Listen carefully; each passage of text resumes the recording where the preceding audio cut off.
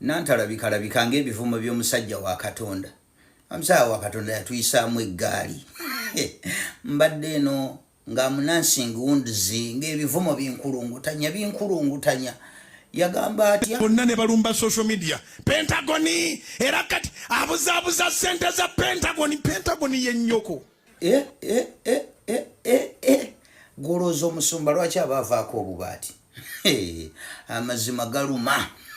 Yali tayomba atandise okuyomba awo nga mumanya mumugijiira mumulimu nga ntunuka tumugijjiira tuti tutandise omwogeza ebitasaana. Olowooza Richard agenda kuleka okuwummula emirembe.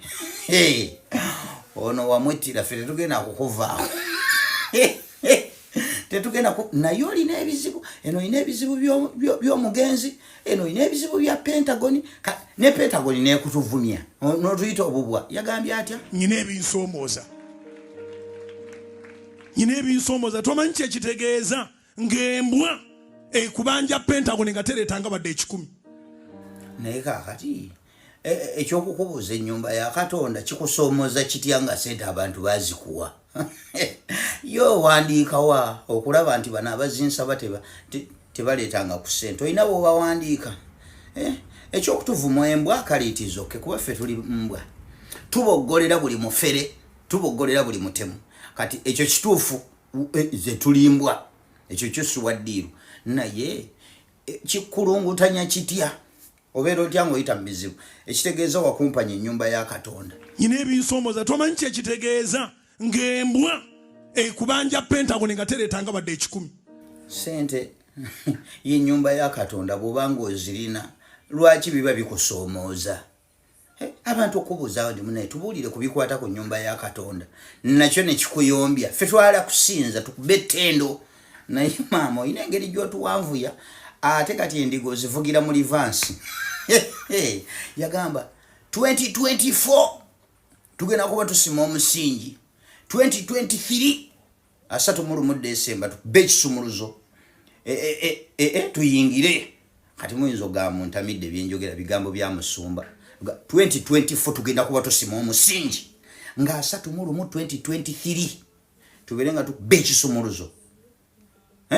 Tuyingire nga tuli mu Pentagoni. Mulowooza mbalimba bigambo bya musumba si byange manyi muyinza ogamba aputopu awaayiriza. Teekateeka ekitereke ky'essente ky'ogenda okujja nakyo. Togenda kubanga okoze ensobi bw'onookwata ku akawunti yo bw'onootunda ekintu kyo n'oleeta ssente. Emikolo gyennyini egy'okusonda ssente gijja kutandika ssaawa 4. Wawaayo dda towangayo. Omwaka 2024 tuteeka okusima omusingi gw'ennyumba ya Mukama. Mwaka 2024 tuteeka okusima omusingi gw'ennyumba ya Mukama. Agambye atya mwaka 2024 kusima musingi gw'ennyumba ya Mukama. Then omwaka 2023 mukole mutya? Abakugu batugati ebyo byonna nga bwe bifaanana. Ekinene nnyo omwaka gumu n'emyezi 6. Gy'emyezi 18. Fene tugamba nti Mukama tutadde tajeti mu maaso go. Omwaka gwa 2023 Desemba nga 3 kuba kunyola kimuso nga tuyingira. Deadline gye twasetinga nga tennaba tusobola okukimaliriza.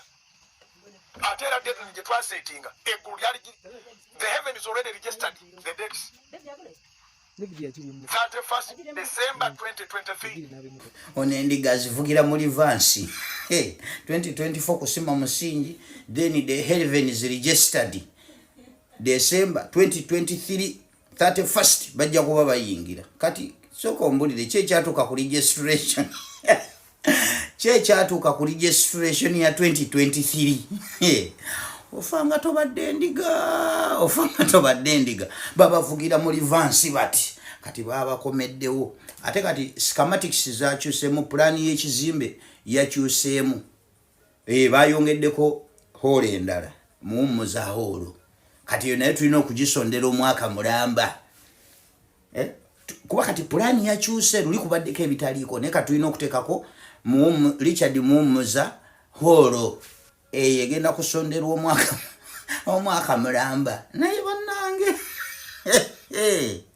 ebiriga naye Musumba totuvuma bino ebintu byonna byetugira gwobigira kati otuvumira ki kale kizoke ekyokutuyita embwa kuba tulimbwa tugenda kukuwoganira tugenda kukuboggolera paka kati lutalo lwa bigambo Omusumba yavudde kuba amasasi ali mu kulumbaga naffe aba social media atuwerekereza ebigambo naffe nga bwe tumuwerekereza yatandise ddi okuyomba n'aba social media olabye Omusumba amazima gamuluma naye ffe weetuli tukulinze tetugenda kuzikiza nze nkubuulira bana abatugamba musimanyi twesibye mu diversion mutuleke tuli bangi abalala mugivemu mugira mukola emirimu emirala ffe tukyaliko mu diversion katono bwe tugigendamu bwe tudda bwe tutyo wante mugenda mufune ebyokukola bino byennyini ebyokukola bye tulimu ya butereevu oli kujjika media subscribinga likinga video eno bw'oba olina endowooza yonna osobola okubeera nga ate butereevu oginteera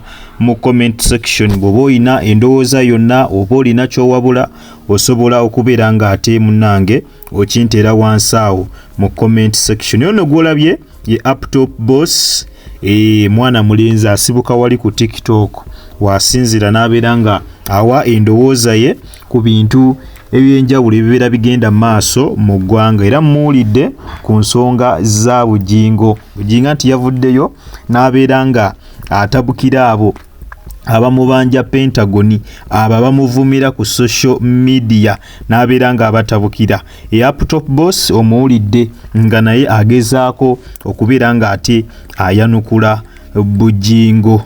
Yes, ate no mu mawulire amalala waliwo akafaananyi akali mu kuyitaayita aka mwana mulenzi Solomon Kampala mutabani wa Bobi Wine ng'ali n'ekizungu. Kakati no ba social media batandise okubeera nga babisala nti ono alabika yandibanga ye girlfriend wa Solomon Kampala. Bigambo by'aba social media in-laws akafaananyi ndowooza okalaba nga abaana tu beekutte kanono ke kafaananyi akaleetedde ba social media in-laws okubeera nga batandika okubisala nti ono yandiba nga ye muninkini wa Solomon Kampala. Ate era mawulire amalala ye omukulu Calvin Kayanja avuddeyo n'abeera nga era addamu okukolokota Bobi Wine oluvannyuma lwa interview gy'akoze ku BBC. Bobi Wine njagala olabika n'akatambi n'oluvannyuma ate tukomewo tweyongere mu maaso. Bobi Wine yadduse ku interview ya BBC era ffe ababadde live ffekka ffe ababasobodde okulikodinga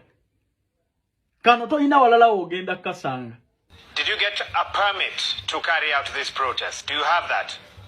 Well, according to our law, we don't need permission or a permit. We are given that permission by the Constitution, which permits us to protest and demonstrate non-violently and unarmed. And that is exactly what we called for. We are very glad that the protest, despite our never heard of in a our country where there are no protocols around how to carry protests. When you protest, there's disruption of a traffic nature. Are you telling me that in Uganda you do not have to alert the authorities before you carry out a protest? The person in Uganda does not need permission to protest against injustice, especially when they are protesting in a way that is non-violent, a way that is peaceful, and a way that does not violate or obstruct anybody's business. Why not have this protest next week when the Kampala business team doesn't have to deal with a conference or conferences that shut down the roads and also protests? Nze muntegeera yange ntonotono ndaba nga munnamawulire ono asinga Bobi Wine okutegeera.